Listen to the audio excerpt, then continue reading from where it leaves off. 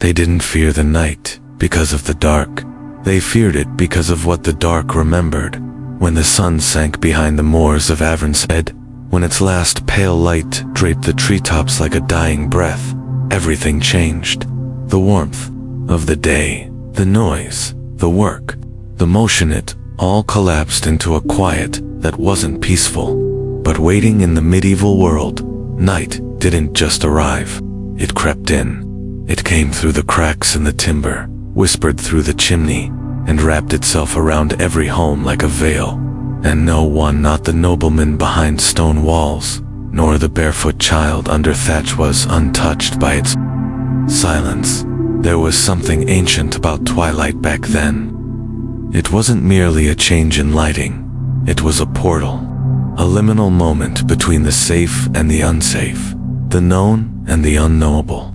The moment you weren't sure if that scratching sound outside the hut was a fox or something that hadn't been named in generations.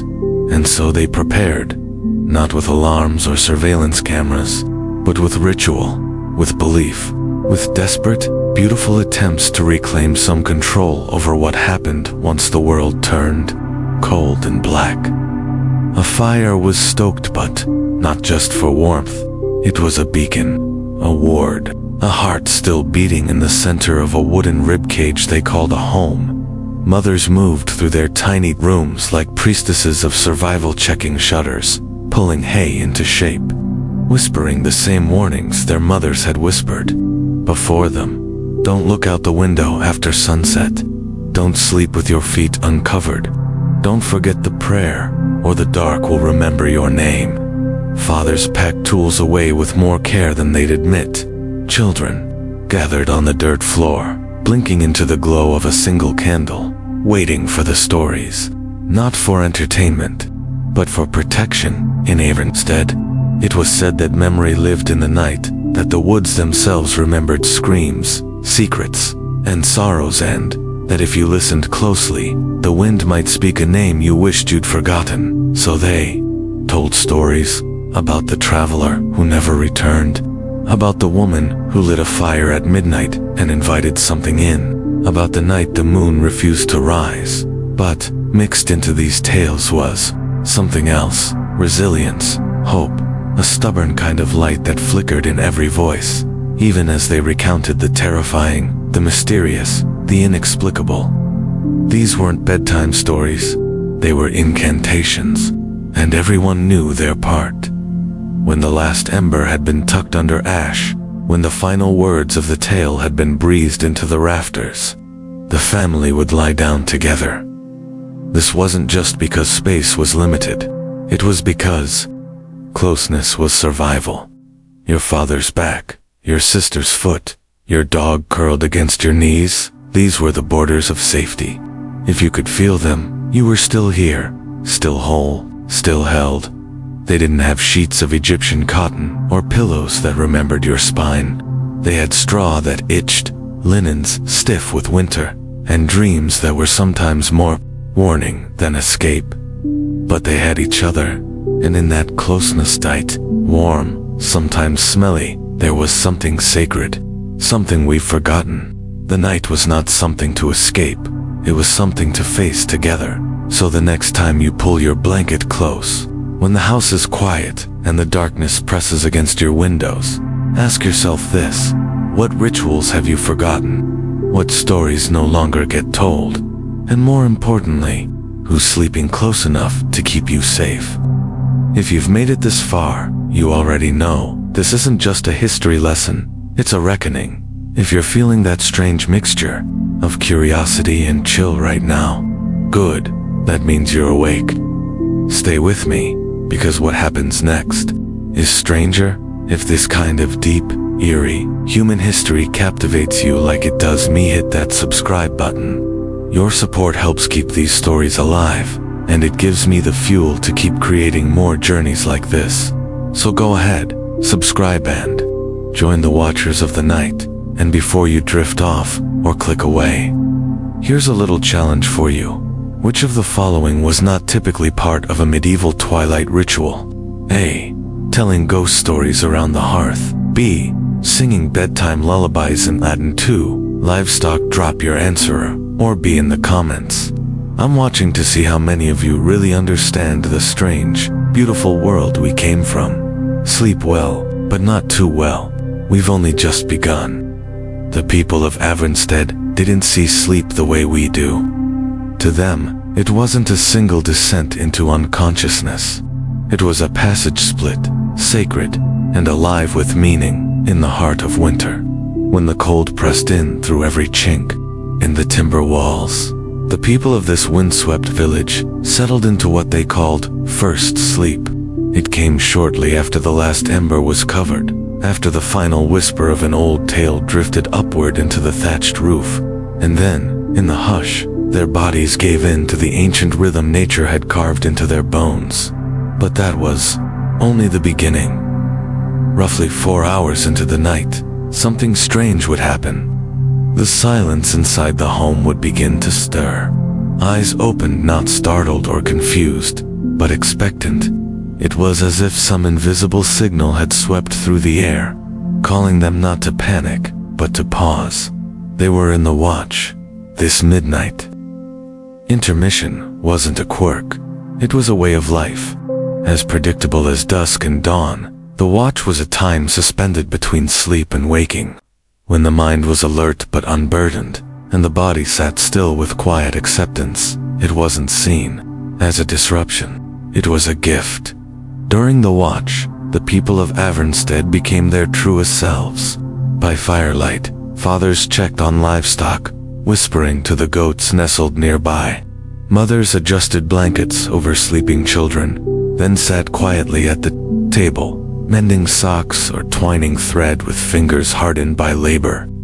Sometimes they spoke, sometimes they didn't, but when they did, their voices were soft, as if not to wake the deeper world beyond the walls. The watch was not only domestic, it was spiritual. Some took this moment to pray whispers into the darkness, not out of fear, but a kind of reverence. They believed that this space between two sleeps was a thin place where heaven leaned closer. You could ask questions then, ones too heavy for daytime. You could feel forgiven. Others took time to write, not on paper, but in their minds. They thought through the tasks of the next day, the hurt they hadn't spoken, the dreams they were afraid to want. In the quiet hour, things surfaced, and for the lovers in the room, who had no rooms of their own, the watch was intimacy. Not always physical, but emotional. There were no distractions. Just the soft firelight, the slow breath of sleeping children, and the quiet chance to see one another without the weight of work between them. It was often then, not before bed, that secrets were shared, that apologies were made, that hands reached across rough wool for comfort. The medical men of distant cities would later write about this habit, noting how the heart was calm, the body warm, the brain unclouded by excess heat. They theorized this was the ideal moment for union between man and wife. But the people of Avernstead didn't think in theories. They thought in rhythm, in presence, in need. Outside, the world stayed dark. The wind might howl through the valley, rattling the wooden shutters. An owl might call, and yet, no one feared it then. During the watch, the night didn't seem like something to guard against, but something to listen to. They believed the night whispered truths, and only the ones awake could hear them. Then, as gently as it had begun, the wakeful time faded. One by one, they lay back down, not with effort, not with tossing, but with ease. Second sleep came like a tide returning to shore, and with it came dreams. These dreams were different. The villagers spoke of visions during second sleep that felt clearer, deeper, more real. Some said they saw faces they hadn't seen in years. Others believed they received answers. And some, like old Merren the baker, claimed her second sleep dreams predicted frost, flood, even death. Was it the quiet, the breath of midnight prayer, or simply the body granted permission to rest again? In Avernstead, no one questioned it. They honored it. They built their lives around it. Even today, in forgotten corners of the world, the body remembers this pattern. People still wake at 2 a.m., startled for no reason. We call it insomnia. They called it the watch, so perhaps, when you next find yourself lying awake, staring at a ceiling, don't reach for your phone, don't curse your mind. Listen instead to the silence, to your breath, to the questions you haven't dared to ask in daylight.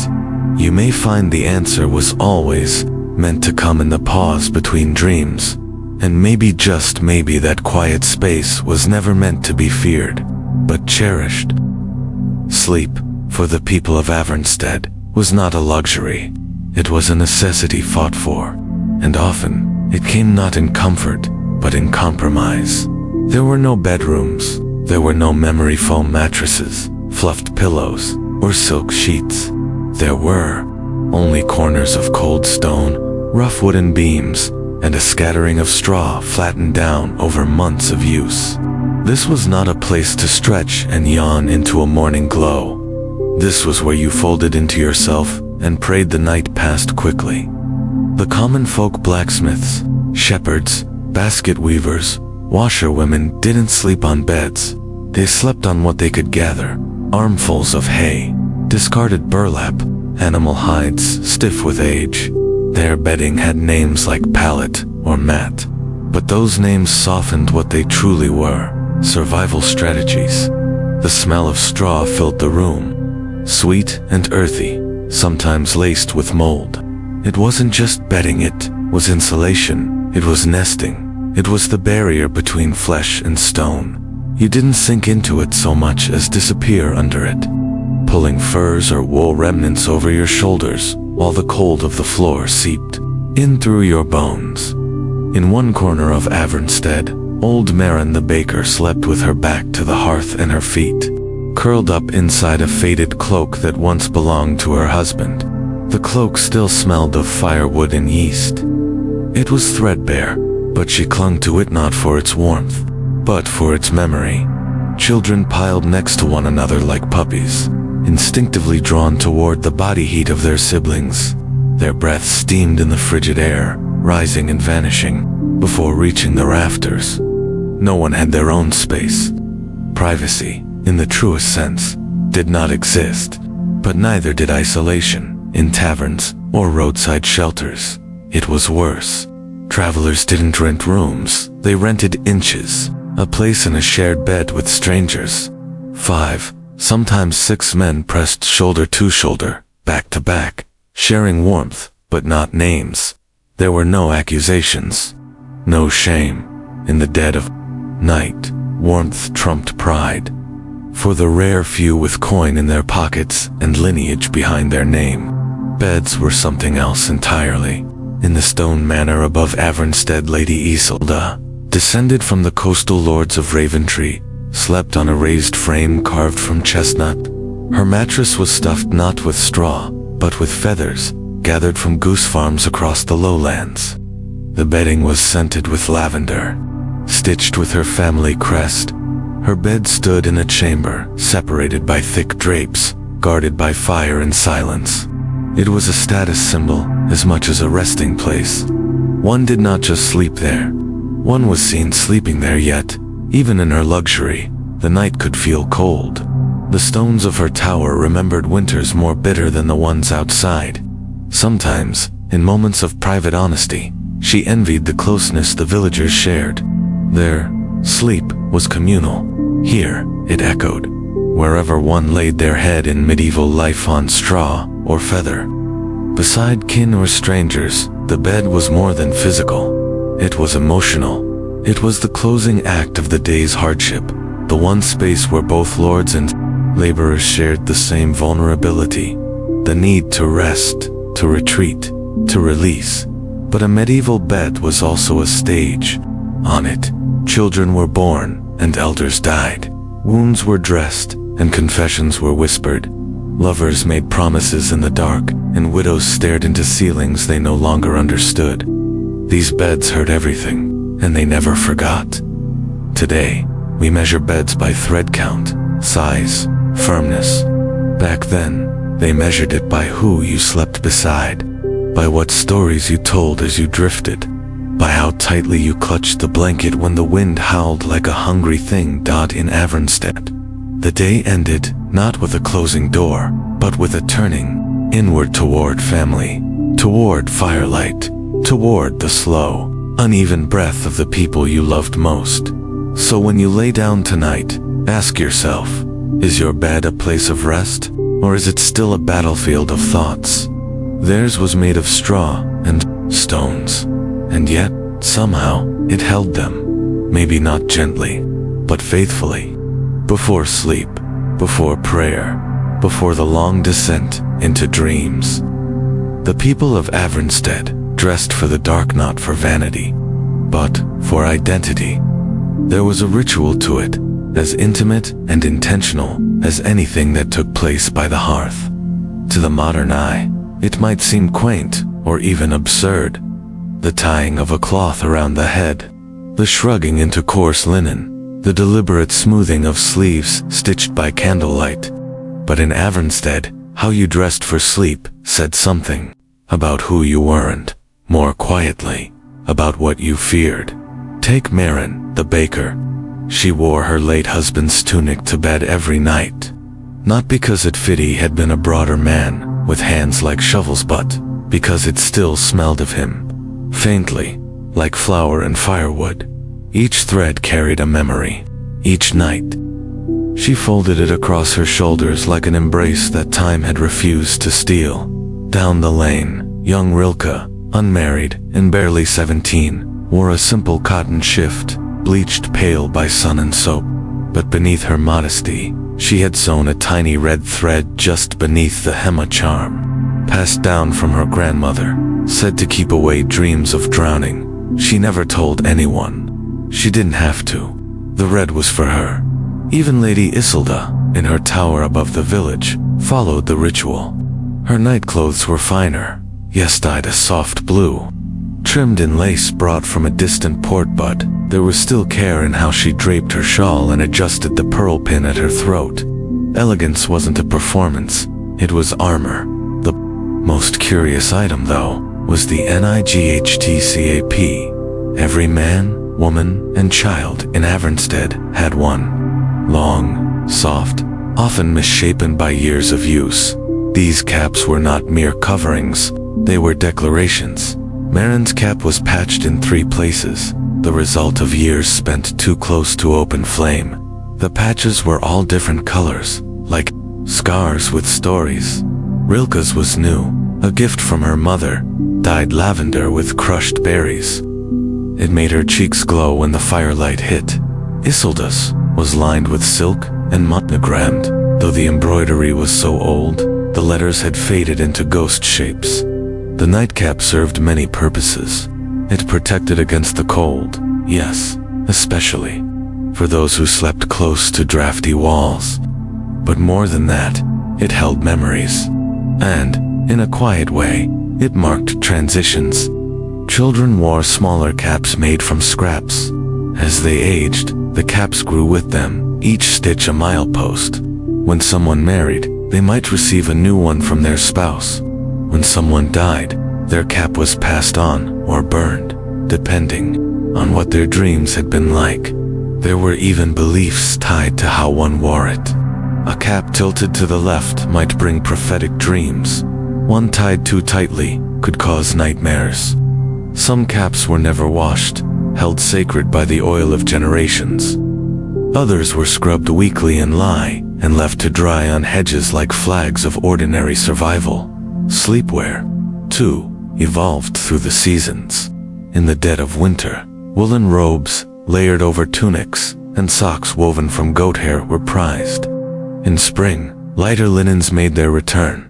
The wealthy had options change, variety. The poor had ritual and reuse. But both understood this. What you wore to bed mattered. It wasn't about appearance. No one outside the home would ever see it. It was about comfort, familiarity, protection. These garments were not decorative. They were devotional.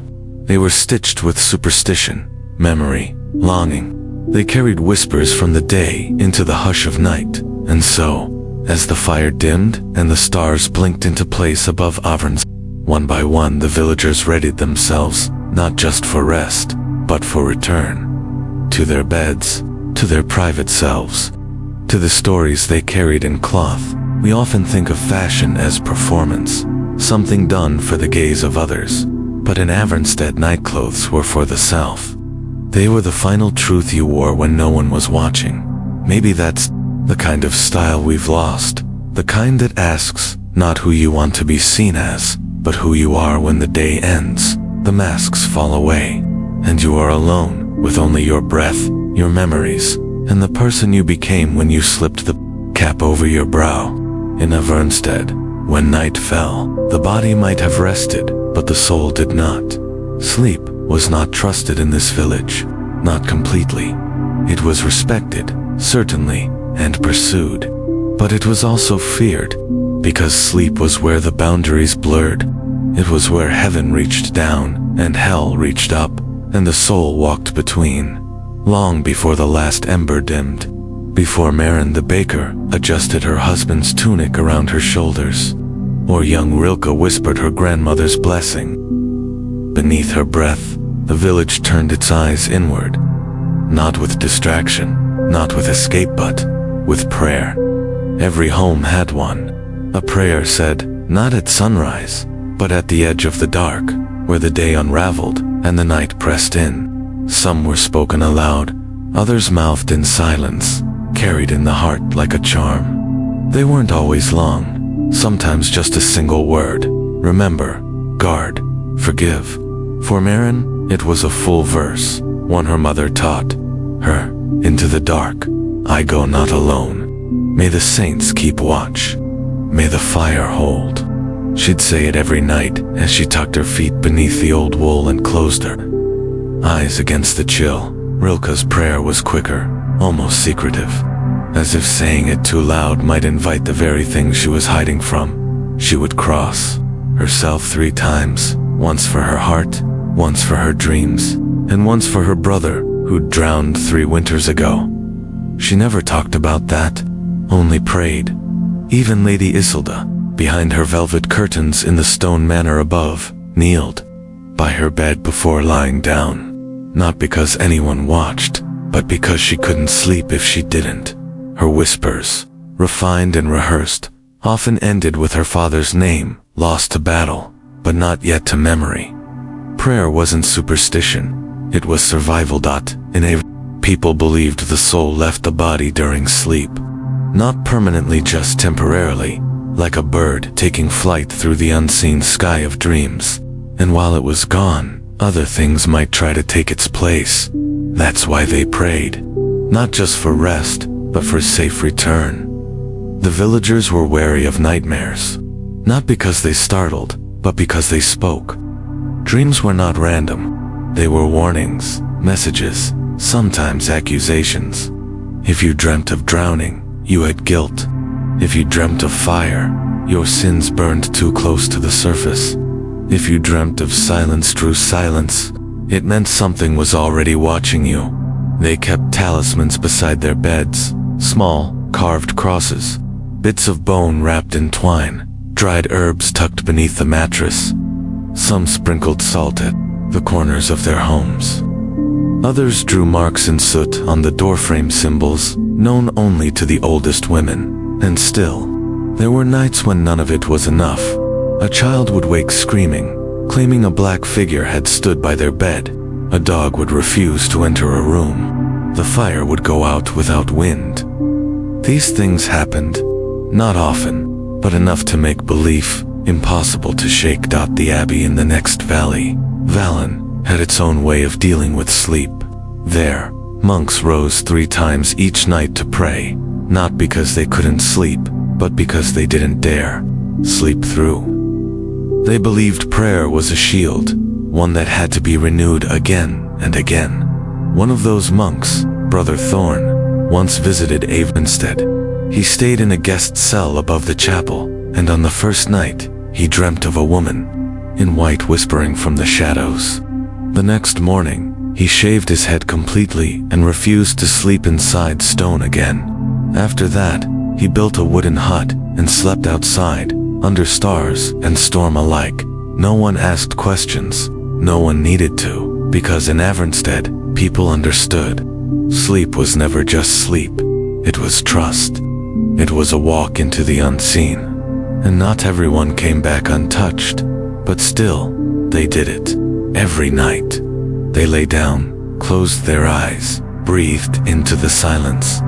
Not because they were fearless, but because they had learned to hold their fear in one hand, and their faith in the other.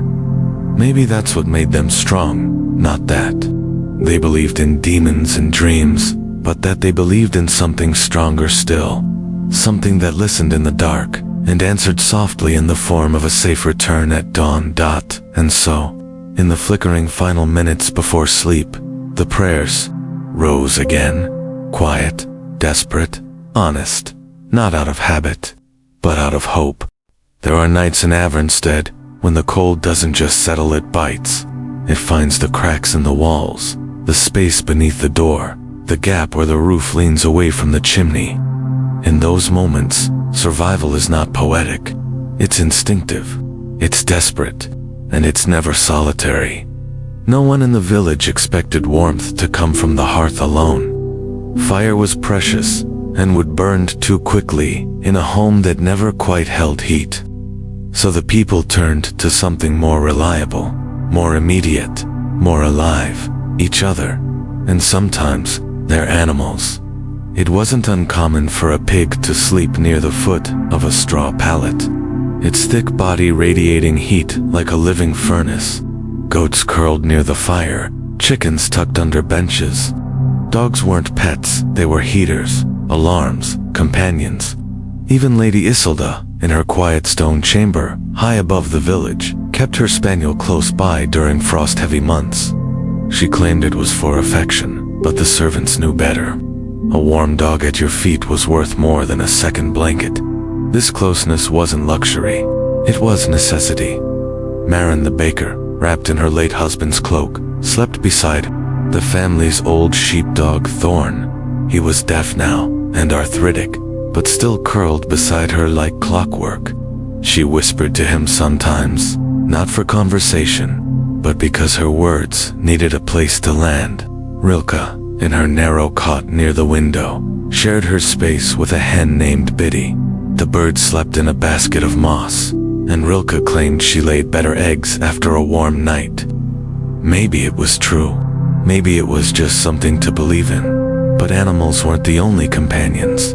There were smaller, less welcome bedfellows, ones that didn't breathe warmth, but fed off it. Fleas, lice, bedbugs. No one in Avernstead was untouched by them. You could scrub your linens with ash and vinegar.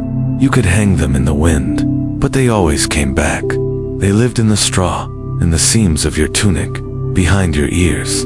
People scratched in their sleep and never talked about it in the morning. It was part of life, like the damp or the dark.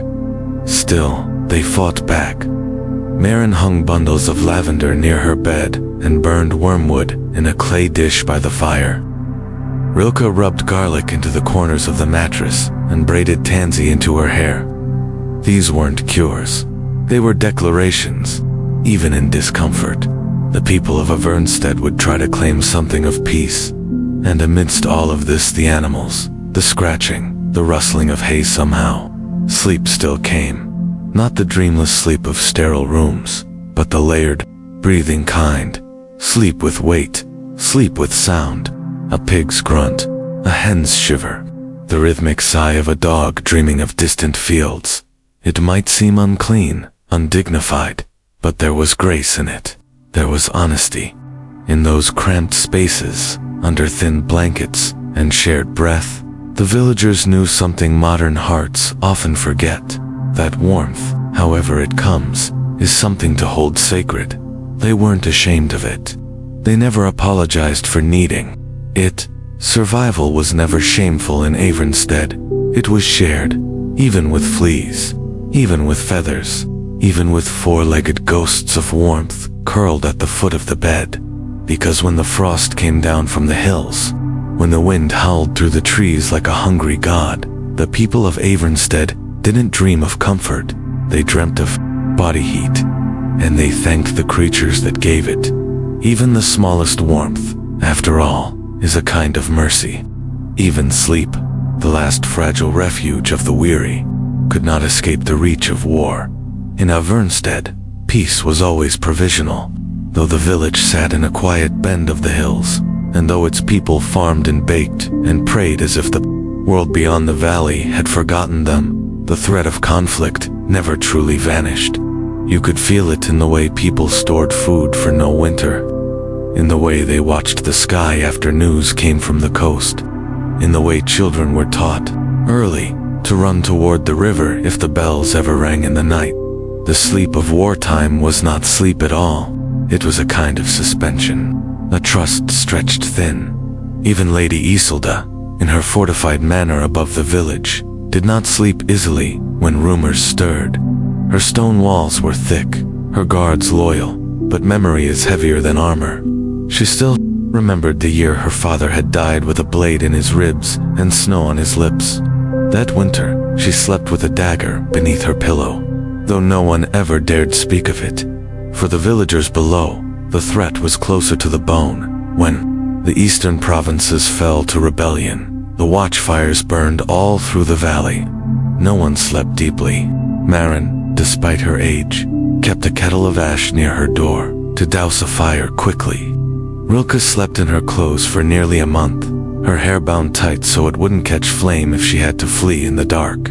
Even the animals were restless, sensing the shift in breath and tension, and still, people had to sleep. They learned to do it in layers, one ear awake, one eye on the doorway. Sleep rotated. Families took turns keeping the fire alive, listening for hooves on the road, for foreign voices cutting through the wind. When soldiers passed through Avernstead on their way north, they didn't ask for beds. They took floors, barn lofts, cellar, corners. They slept in armor, with helmets for pillows and blades beneath their arms. You could see it in their faces, the inability to ever truly let go. They didn't sleep. They paused, but in the midst of chaos, something remarkable happened. Resilience. The people of Avernstead found ways to make space for sleep, even if it was only an hour stolen in silence. A child curled between two older siblings, a mother resting against the door, one hand always on the latch. Iselda, after pacing her chamber, kneeling not to pray, but to surrender, just long enough to close her eyes. Sleep became an act of defiance. To rest while the world burned was not ignorance, it was faith. Faith that the night might end, that breath might last, that morning might still come. There was no safety, not really, only shared watchfulness. Watchmen stood on rooftops with horns and torches, marking the hours like fragile promises. Fires were kept low to avoid drawing eyes. Dreams, when they came, were muted and strange distant echoes, not vivid visions. And yet, somehow, life went on. People rose with the same numb resolve. Bread was baked, fields tended, babies born. In times of siege, even normalcy is a kind of rebellion. Avernstead endured, not because it was invincible, but because its people understood something profound. Sleep, like hope, could survive even under threat, even when the world shook, even when men marched, even when the wind carried the smell of blood and smoke. They laid their heads down, because not to sleep was to surrender, and they had not come this far to break in war. You count hours differently, but even in the darkest ones, the people of Avernstead never forgot how to close their eyes and dream of something gentler, and maybe that dream, fragile as it was, is what saved them. There were things that stirred in the night that didn't have names, things not made of flesh or breath, but of thought, fear, guilt. In Avernstead, people understood the weight of dreams, not as entertainment of the sleeping mind, but as battlegrounds. For the soul, it was said that dreams remembered the things we tried to forget, And nightmares, they didn't invent horrors. They reminded us of them. Merren knew that better than most. In the years since her husband's passing, her dreams had turned strange. Not violent, not loud, just disquieting. A door opening slowly, with no one behind it. The sound of water in a house with no well. A child's voice calling her name, though she had never borne any. She never spoke of them, but she stopped sleeping near windows. She kept iron near the foot of her bed. Rilka had her own battles. On nights when the moon was too bright, she woke tangled in her blanket, her legs scratched from sleepwalking through thorned hedgerows. The villagers found her once at the edge of the river, barefoot, her eyes wide but unseeing, her mouth moving without sound. The elder midwife said it was the spirits, testing her will. Her mother thought it was sorrow. Either way, Rilka stopped, sleeping alone. Her sister moved to her cot, holding her wrist through the night like an anchor, just in case the river called again. The people of Avernstead didn't use words like night terror or parasomnia. They called it the drifting. They believed the soul could slip, wander, even forget its way back, and that, in its absence, other things might come. So they watched the sleepers, carefully. A child, who mumbled strange tongues in slumber, was taken to the priest.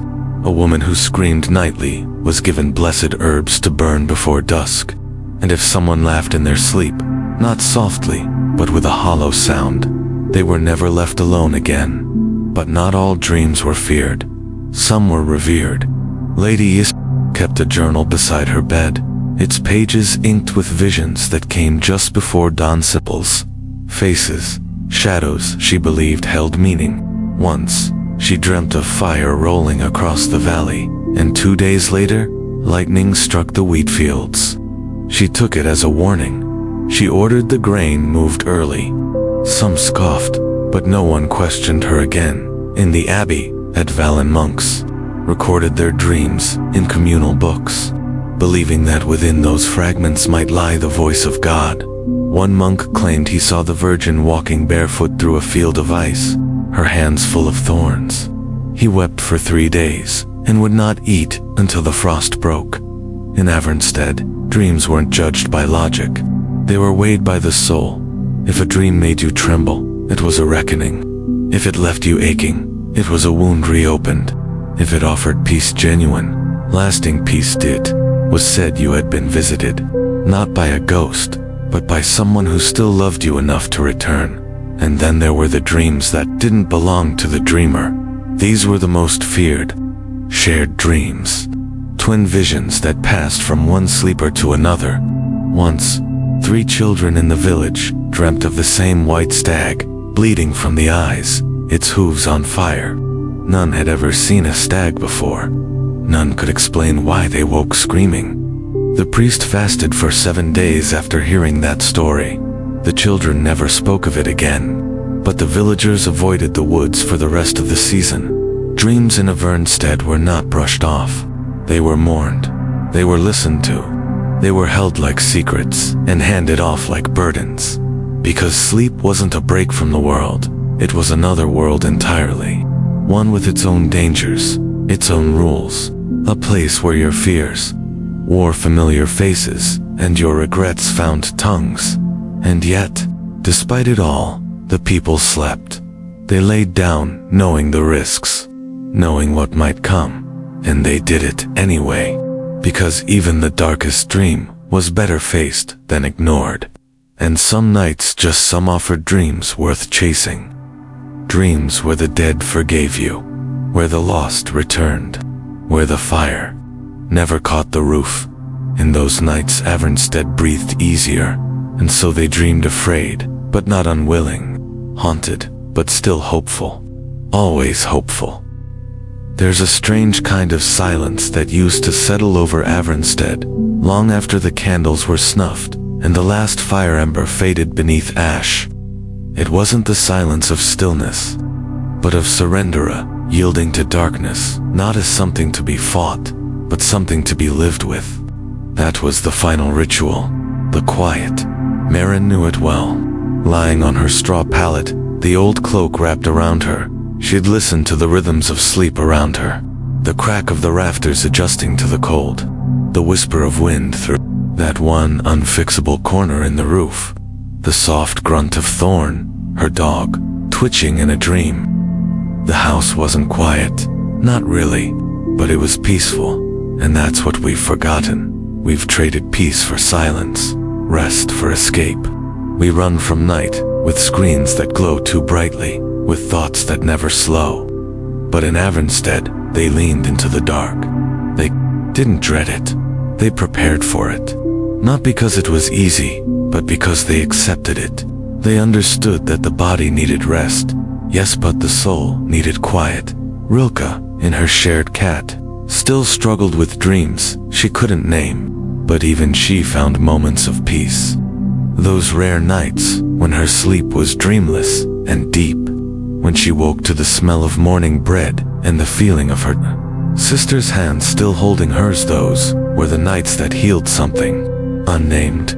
Lady Iselda, despite the velvet curtains and silken sheets, had no illusion that her peace was easier.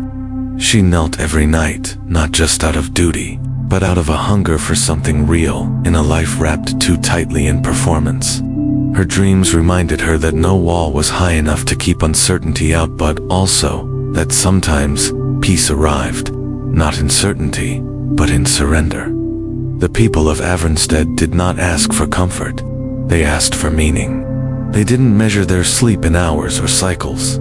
They measured it in presence. Was the family close? Was the fire safe? Was the bread ready for morning? Did the prayer get spoken? Today, we fill our rooms with noise mute, podcasts, alarms, scrolling lights, and call it relaxation. But what if rest was never meant to be filled? What if the space between the last word and the first breath of sleep was the most sacred silence of all? The medieval night wasn't perfect. It was rough and raw and full of superstition and fear. But in its honesty, there was something deeply human. They had nothing to distract them, so they listened to their bodies, to their memories, to the wind. They faced what came in the dark, with hands clasped and eyes closed. And maybe that's the kind of sleep we need to remember. Not just the kind that rests the body, but the kind that resets the spirit. When Merren finally closed her eyes, when Rilka turned her face to the wall, when even Iselda allowed her thoughts to fall quiet, it was never because they weren't afraid. It was because they trusted that morning would come, that whatever waited in the darkness, they had the strength and the stillness to face it. That's what the medieval night gave them. Not ease, not indulgence, but courage, community, and peace. The kind of peace that doesn't come from luxury, but from presence. The kind of peace we've been too loud to hear. Maybe it's time to listen again. The village of Avernstead was never famous. Its name was never etched into grand histories or echoed in cathedrals. It lived quietly, cradled by hills, guarded by woods, forgotten by wars that raged louder elsewhere. But within its humble homes, its frost-bitten fields, and its candlelit prayers, something extraordinary happened. People lived, truly lived, and more importantly, they slept. Not the sleep of luxury, not the sleep of excess, but the kind of sleep that holds memory, that carries struggle and softness together, that honors the body and shelters the soul. Merren, the village baker, wrapped herself in the echo of a life shared. Her nights were thick with memories, not only of the man she had loved and lost, but of the hands that kneaded dough at dawn, of the hearth that never let the fire fully die, of the quiet comfort of a dog who knew her better than anyone alive. Merren didn't just sleep to rest. She slept to remember, to preserve what time would not. Rilka, young and tangled in her own questions, was a symbol of everything uncertain and beautiful about growing up. Her dreams were wild, sometimes dark, always charged with the energy of a spirit trying to understand itself. Sleep, for her, was a mirror. It frightened her, yes, but it also shaped her. Each nightmare, each step taken barefoot into the unknown, each whispered name in the wind. These were pieces of her becoming. And then there was Lady Iselda, elevated in status, yet utterly human beneath her silk. She taught us that wealth doesn't soften fear, that even with tapestries on the wall and guards at the door, sleep can feel like a gamble. But in her silence, her nightly prayers, her surrender to dreams she could not control, Iselda found something rare: grace. Her chamber became a chapel, her bed a confessional, her sleep a sanctuary. These women and the village around them shared something profound. They faced the dark without conquering it. They didn't try to light every corner or banish every shadow. They made peace with it. They sang lullabies, not to silence the fear, but to walk with it. They wore their night clothes like shields, recited prayers like spells, and faced each dusk, not with resistance, but with readiness. And that readiness, that quiet bravery, that is what we've lost. In our world today, we chase sleep like it's a finish line earned only when the inbox is empty, the dishes done, the expectations met. We drown ourselves in noise. We fear silence. We see waking up at 3 a.m. as a failure, instead of a calling to listen. But the people of Avernstead didn't fear those hours. They lived in them. They paused. They breathed. They reflected. The space between two sleeps wasn't a problem, was a gift. So what can we learn from this forgotten village? From its straw beds, its bundled herbs, its whispered prayers, we learn that rest is more than recovery. It's recognition. Sleep isn't just where the body resets, it's where the heart heals. It's where guilt softens, where sorrow is named, where hope, like a fragile ember, can be reignited. Merren's story teaches us the power of ritual, that honoring the past isn't clinging to it, it's carrying it forward in small, sacred ways. In the shirt that still smells like home, in the way we tuck in a blanket, in the words we whisper to no one in particular. Rilka's journey teaches us to face the unknown with curiosity, not just caution. That dreams can be maps, even if they scare us. That the soul may wander, but it can return wiser, stronger, braver. Iselda reminds us that no title, no possession, no fortress makes us immune to fear. But in facing it, in allowing ourselves to be vulnerable, to pray even when we're unsure who listens, we build something stronger than walls. We build trust. We build peace. From their stories, a single truth emerges. Sleep isn't an escape from life. It is part of it. The quiet part, the soft part, the deeply human part. And we need it desperately. We need to remember how to rest, not just at night, but in spirit. To slow down. To mark the day's end with intention. To let go, even when it's hard. To hold silence, not as emptiness, but as presence.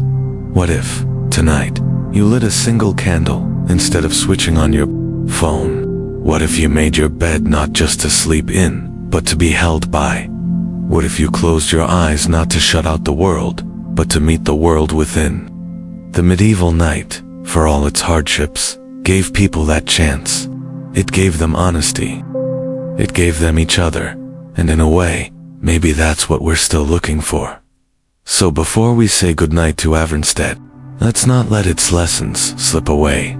Let's remember that fear and peace can coexist, that silence is not empty, but full of truth, that dreams are worth listening to, and that the way we end our day might just be the way we begin to heal. Now, I want to hear from you.